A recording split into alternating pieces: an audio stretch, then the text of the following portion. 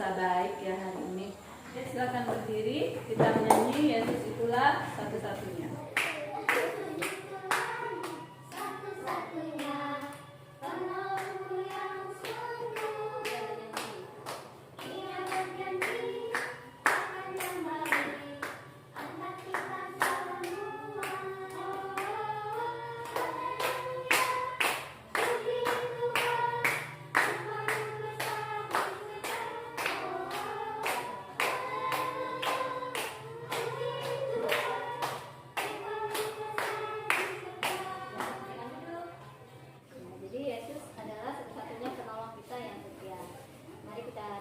Silakan pimpin berdoa.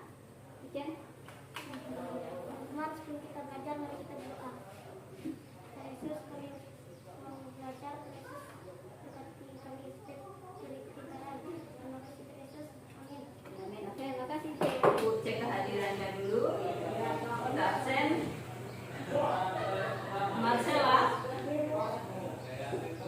Nando, Jessica, apa ya? Meki. Hadir, Bu. Masih ingat pelajaran yang lalu kita belajar tentang Allah hadir dalam hidup kita. ya, Allah hadir dalam hidup manusia. Jadi dalam suka maupun duka Allah hadir dalam hidup kita. Nah, hari ini pembelajaran kita yaitu kita akan belajar Allah penolong yang setia. Bacaan Alkitab terdapat di dalam 2 Raja-Raja pasal 5 ayat 1 sampai ayat 14. Adapun tujuan pembelajaran kita kali ini, setelah selesai pembelajaran, diharapkan siswa dapat mengetahui bahwa Tuhan adalah penolong yang setia. 2. Menguraikan ciri-ciri penyakit kusta. 3. Mengetahui keterbatasannya sebagai manusia. 4. Menunjukkan sikap kepedulian kepada orang lain yang mengalami penderitaan. 5. Menyebutkan beberapa pertolongan Tuhan atas hidupnya. 6. Siswa dapat membuat karya ungkapan kreatif yang menunjukkan keterbatasannya sebagai manusia secara tertulis. Nah, anak-anak, siapa yang pernah melihat orang sakit kusta? Siapa yang pernah lihat orang sakit kusta? Aku udah pernah lo. Apa yang dimaksud dengan penyakit kusta? Penyakit kusta adalah lepra atau kusta. Jadi itu adalah salah satu penyakit yang paling ditakuti pada zaman Alkitab. Ada yang menular dan tidak dapat disembuhkan, bahkan dapat mengakibatkan kematian. Tetapi ada juga yang dapat disembuhkan. Mereka yang berpenyakit kusta biasanya diusir keluar dari kota dan tinggal di sebuah perkampungan yang dikucilkan dari lingkungannya. Nah, ciri-ciri penyakit kusta. Kayak apa ya ciri-cirinya? Nah, ciri-cirinya Kulit yang kotisik. ya, kita lihat nih ciri-cirinya ya. Nah, tuh. Silakan diamati gambarnya. Itu ciri-ciri penyakit kusta. Ini masih yang ringan. Kemudian kalau ini ciri penyakit kusta, ciri yang parah karena mengakibatkan cacat, kehilangan ya jarinya karena penyakit itu menggerogoti. Nah, jadi bagaimana jika yang sakit kusta itu adalah seorang panglima yang sangat berkuasa? Akankah pengikutnya tetap menerimanya atau meninggalkan? Ya, sekarang kalian akan diskusikan dan menyimak video pembelajaran yang ada pada laptop yang ibu sudah sediakan. Jadi silakan bentuk kelompok 2 kelompok dan berikan nama kelompoknya. Ya, ibu bagi langsung ya. Silakan. Oh, ini kelompok apa? Oh, ya, ini kelompok mangga. Kemudian ini kelompok rambutan. Silakan gabung dengan kelompoknya.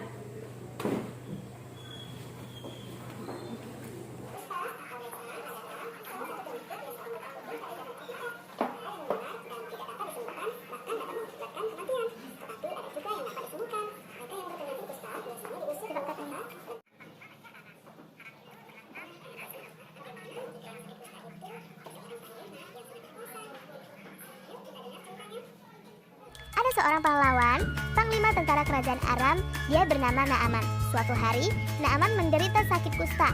Tuhan itu memberitahukan bahwa ada seorang nabi dari Samaria yang bisa menyembuhkan Naaman. Kemudian, pergilah Naaman dan pasukannya membawa persembahan perak, emas, dan pakaian. Nabi Elisa tidak menemui Naaman, tetapi menyuruh seorang pelayan untuk menemui Naaman. Pelayan Nabi Elisa memerintahkan agar Naaman mandi di sungai Yordan selama 7 kali agar sembuh. Tetapi Naaman menjadi marah karena Nabi Elisa tidak mau menemuinya dan mandi di sungai yang kotor. Tiba-tiba para prajurit Naaman memohon agar panglima Naaman mau menaati perintah Nabi Elisa. Akhirnya Naaman pun pergi ke sungai Yordan. Di sungai Yordan, Naaman mandi selama 7 kali. Penyakit kusta yang ada di badan Naaman semua hilang. Naaman telah sembuh. Naaman memberikan hadiah kepada Nabi Elisa karena menyembuhkannya, tapi Nabi Elisa menolaknya. Silakan diskusikan bagaimana cara Allah menyembuhkan Naaman. Kemudian apa yang dilakukan Naaman untuk memperoleh kesembuhan dan apa yang dilakukan Naaman setelah sembuh. Kemudian seandainya kamu adalah Naaman, apa yang akan kamu lakukan untuk memperoleh kesembuhan? Nah, kalian setelah diskusi dipresentasikan.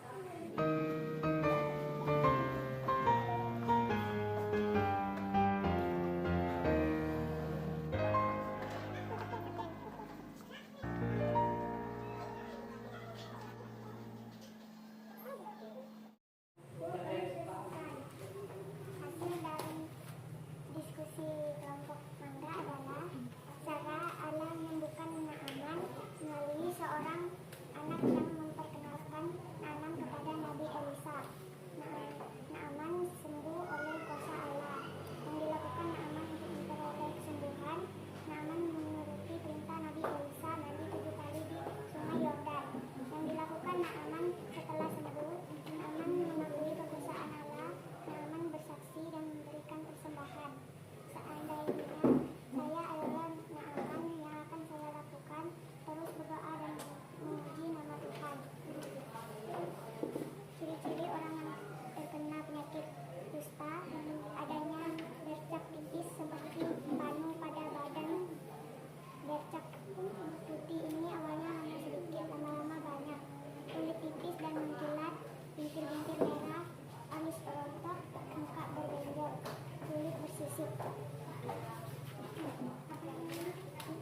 Perasaan saya terhadap orang yang terkena penyakit kusta, kasihan, berdoa kepada Tuhan supaya yang terkena penyakit kusta cepat sembuh. Pengalaman saya menyembuhkan sakit, saya membawa di rumah yang sakit.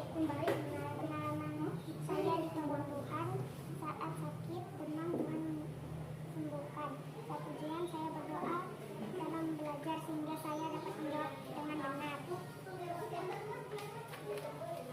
Ungkapan kreatif, Tuhan akan selalu mengulurkan tangannya untuk menolong kita. Oke, sudah di-upload dulu untuk kelompok mangga yang sudah mempresentasikan diskusi kelompoknya. Sekarang rambutan sudah siap? Iya, silakan rambutan. Hasil diskusi dari kelompok rambutan adalah cara Allah menyembuhkan Naaman melalui mandi 7 kali di sungai Yordan.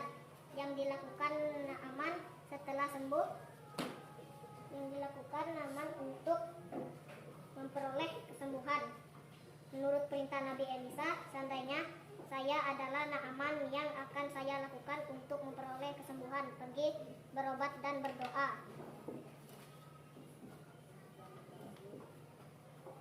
Ciri-ciri orang yang terkena penyakit lepra, adanya bercak tipis seperti panu pada badan tubuh manusia. Pada bercak putih ini awalnya hanya sedikit, tetapi lama-lama semakin melebar dan banyak. Adanya pelebaran syaraf, terutama pada syaraf alraris, medianus, aqualicularis, magnus, serta peroneus.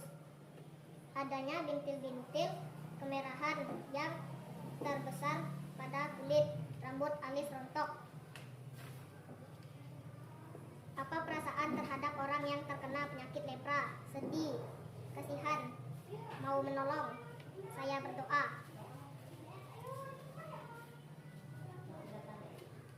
Pengalaman mengunjungi orang sakit Saya mengunjungi keluarga di saat sakit dan saya berdoa, saya dan orang tua memberi makanan dan keluarga sangat senang. Pengalamanmu ditolong Tuhan ketika saya sakit, saya berdoa dan diberi kesehatan. Kreatif kelompok rambutan, Tuhan berjanji untuk selalu menopang, mengangkat kita saat jatuh dan menyembuhkan kita saat terluka. Oke, bagus ya. Jadi tepuk tangan dulu. Ada yang mau ditanyakan? Saya Bu, Oke, silakan. Ya, gimana? kenapa Naaman harus mandi 7 kali di Sungai Yordan? Nah, Saya Bu, supaya dia sembuh. anugerah atau cara Naaman proyek kesembuhan ini yang menarik ya. Dia harus mandi 7 kali ke Sungai Yordan. Jadi intinya menunjukkan kerendahan hati dan ketaatan Naaman. Lagi yang mau ditanyakan? Saya Bu, Ya. apakah penyakit kusta bisa disembuhkan?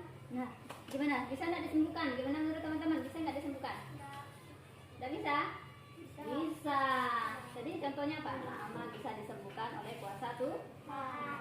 Dan sekarang pun zaman sekarang kusta itu bisa disembuhkan dan ada obatnya. Jika dikaitkan dengan penyakit kusta yang pada zaman Alkitab ditakuti, pada zaman sekarang, kira-kira penyakit apa yang ditakuti?